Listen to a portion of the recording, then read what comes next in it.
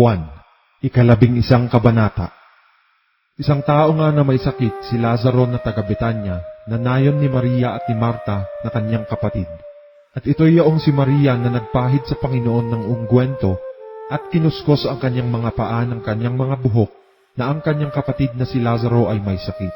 Nagpasugo nga sa kanya ang mga kapatid ng babae na nagsasabi, Panginoon, narito, siya na iyong iniibig ay may sakit. Ngunit pagkarinig ni Jesus nito ay sinabi niya, ang sakit na ito'y hindi sa ikamamatay, kundi sa ikaluluwalhati ng Diyos, upang ang anak ng Diyos ay luwalhatiin sa pamamagitan niyaon. Iniibig nga ni Jesus si Marta at ang kanyang kapatid na babae at si Lazaro. Nang mabalitaan nga niya na siya'y may sakit, siya'y tumahang 2 araw ng panahong yaon sa dating kinaroroonan niya. Saka pagkatapos nito ay sinabi niya sa mga alagad, tayo nang muli sa Judea. Sinabi sa kanya ng mga alagad, Rabay, ngayoy pinagsisikapang batuhin ka ng mga Hudyo at muli kang paroroon doon?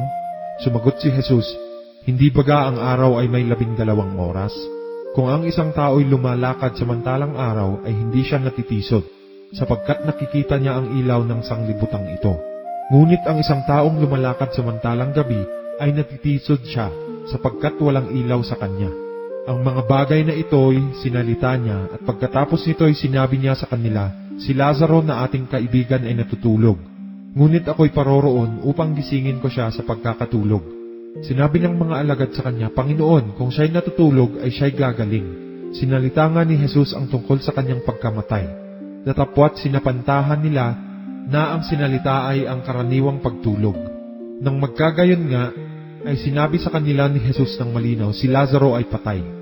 At ikinagagalak ko dahil sa inyo rin na ako'y wala roon, upang kayo'y magsipaniwala, gayon may tayo na sa kanya. Si Tomas nga na tinatawag na Didimo ay nagsabi sa mga kapwa niya alagad, tayo'y magsiparoon din naman upang tayo'y mga matay na kasama niya.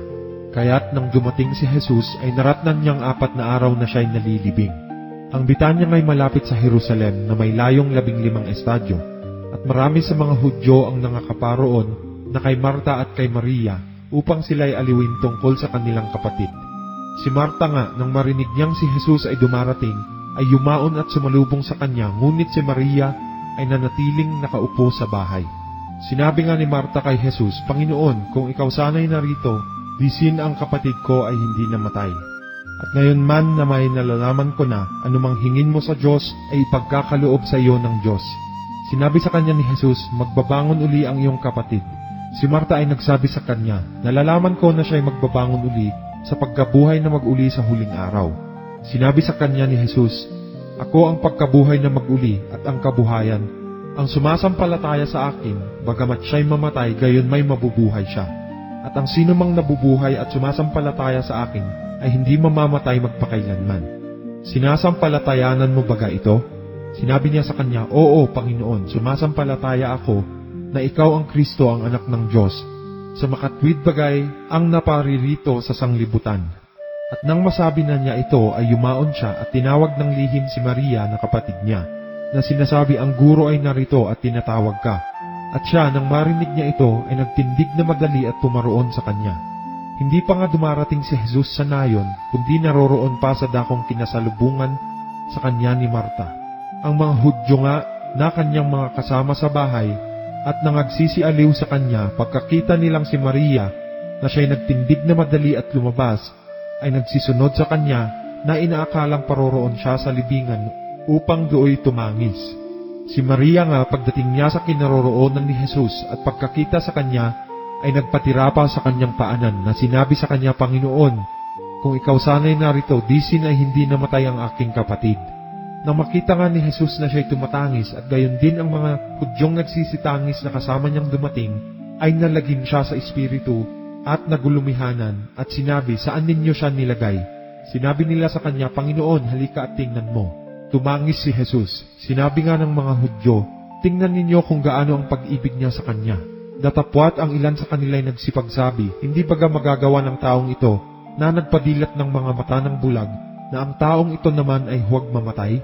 Si Jesus nga sa muling pagkalagim sa kanyang sarili ay naparoon sa libingan.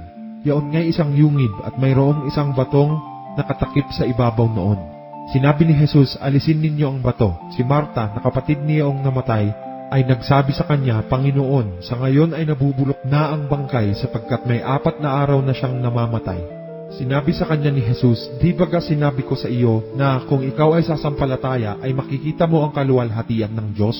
Kaya't inalis nila ang bato at itiningin ni Jesus sa itaas ang kanyang mga mata at sinabi, Ama, nagpapasalamat ako sa iyo na ako'y iyong dininig at nalalaman ko na ako'y lagi mong dinirinig. Ngunit ito'y sinabi ko dahil sa karamihang nasa palibot upang sila'y magsisampalataya na ikaw ang nagsugo sa akin. At nang masabi niya ang gayon ay sumigaw siya ng malakas na tinig, Lazaro, lumabas ka.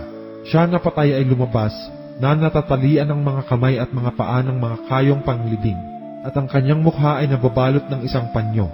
Sinabi sa kanila ni Jesus, siya'y inyong kalagan, at bayaan ninyo siyang yumaon. Marami nga sa mga Hudyo ang nagsiparoon kay Maria at nangakakita ng ginawa niya, at nagsisampalataya sa kanya. Natapwat ang ilan sa kanila ay nagsiparoon sa mga Pariseo at sinaysay sa kanila ang mga bagay na ginawa ni Jesus. Ang mga pangulong saserdote nga at ang mga Pariseo ay nangagpulong at nagsipagsabi, ano ang gagawin natin? Sapagkat ang taong ito'y gumagawa ng maraming tanda. Kung siya'y ating pabayaan gayon, ang lahat ng mga tao ay magsisisampalataya sa kanya at magsisiparito ang mga Romano at pagkukunin ang ating kinaroroonan at gayon din naman ang ating bansa. Ngunit ang isa sa kanila na si Caifas, na dakilang saserdote ng taong yaon, ay nagsabi sa kanila, kayo'y walang nalalamang anuman. Ni inyong niwawari na sa inyo'y nararapat na ang isang tao ay mamatay dahil sa bayan, at hindi ang buong bansa ay mapahamak. Tungay sinabi niya na hindi sa kanyang sarili, kundi palibhasa ay dakilang saserdote ng taong yaon, ay hinulaan niya na si Jesus ay dapat mamatay dahil sa bansa. At hindi dahil sa bansa lamang, kundi upang matipon din naman niya sa isa ang mga anak ng Diyos na nagsisipangalat. Kaya't mula ng araw na yaon ay pinagsanggunianan nilang ipapatay siya. Si Jesus ay hindi na naglalakad ng hayag sa gitna ng mga Hudyo, kundi naparoon doon sa lupaing malapit sa ilang, sa isang bayan na tinatawag na Efraim, at siya'y nananahan doon kasama ng mga alagad. Ang Paskwa nga ng mga Hudyo ay malapit na. At maraming nagsiahon sa Jerusalem mula sa lupain yaon bago magpaskwa upang magsipaglinis. Pinaghahanap nga nila si Jesus at pinag-uusapan ng isa't isa samantalang nangakatayo sila sa templo. Anong akala ninyo na hindi na kaya siya paririto sa pista? Ang mga pangulong saserdote at ang mga Fariseo nga ay nangag-utos na kung ang sino mang tao ay nakakaalam ng kung saan siya naroroon ay dapat niyang ihayag upang kanilang madakip siya.